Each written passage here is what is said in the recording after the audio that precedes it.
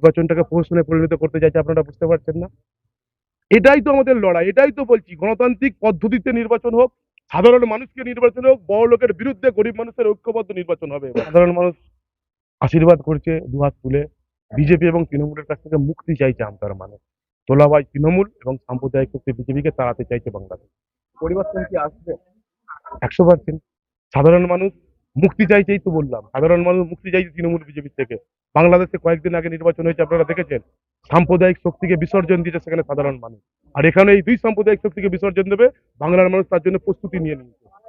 একাধিক সংখ্যালঘু মানুষদের এবং মতুয়া সম্প্রদায়ের মানুষদেরকে অ্যাডজুডিকেশনের আন্ডারে ফেলে তাদেরকে রেখে দেওয়া হয়েছে, তারা ভোট দিতে পারবে না, ট্রাইব্যুনাল কোর্টে পাঠানো হচ্ছে। এই যে এতগুলো ভোট বাদ, তাকে সামনে রেখে লড়াই কতটা? গোটা রাজ্য জুড়ে আপনি হিসাব করে দেখুন, বামপন্থীরা তার পাশে আছে।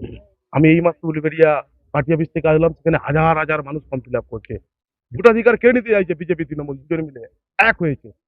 গণতন্ত্রকে হত্যা হত্যা করতে চাইছে, সংবিধানকে বাদ দিয়ে তারা নানা রকম কৌশল আসতে চাইছে। এর বিরুদ্ধে তো বামপন্থীরা তৈরি হয়েছে, বামপন্থীরা পাশে আছে।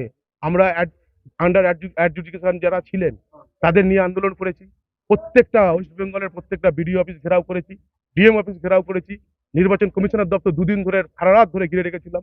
আমরা এখনো তাদের পাশে আছি, প্রত্যেকটা ভোটারকে আগে ভোটার লিস্টে নাম তুলবো, তারপর ভোটের নির্বাচনে আমরা। আমরা একটা এলাকার 400টা ভোটার অ্যাডজুডিকেশনে, শুধুমাত্র শাসক দলের একটি প্রার্থী ছাড়া, এটাকে কোন দিকে দেখবেন? নির্বাচন কমিশনের তো প্যাডেও দেখছি বিজেপির স্টাম্প মারা আছে। নির্বাচনটাকে প্রহসনে পরিণত করতে চাইছে, আপনারা বুঝতে পারছেন না?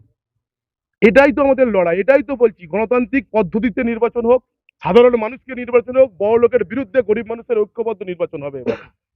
যারা আমাদের গণতন্ত্রকে কেড়ে নিতে চাইছে, যারা সংবিধানকে মানছে না, মান্যতা দিচ্ছে না, সংবিধানকে ভেঙে ফেলতে চাইছে, তাদের বিরুদ্ধে লড়াই, সাধারণ মানুষের লড়াই। তার জন্য বামপন্থীরা তো মাঠে ঘাটে রাস্তায় সারা জীবন, প্রত্যেক দিন প্রতি মুহূর্তে লড়াই সংগ্রাম করছে। জোটের সরকার যদি বাংলায় আসে, কি আসবে পরিবর্তনে, কি আসবে বাংলায়? স্বচ্ছ শিক্ষা ব্যবস্থা, কর্মসংস্থান, প্রত্যেকটা পরিবার পিছু আমরা একটা করে, যার যেরকম যোগ্যতা তাকে সেইভাবে কর্মসংস্থানের আমরা ব্যবস্থা করে দেবো। 22 থেকে 30 হাজার টাকা পর্যন্ত চাকরির নিশ্চিত ব্যবস্থা করবো।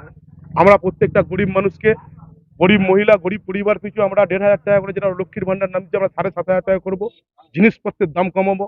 ইলেকট্রিক বিল আমরা বলেছি এবারে 100 ইউনিট পর্যন্ত ফ্রি, 200 ইউনিট পর্যন্ত অর্ধেক পর্যন্ত আমরা করব।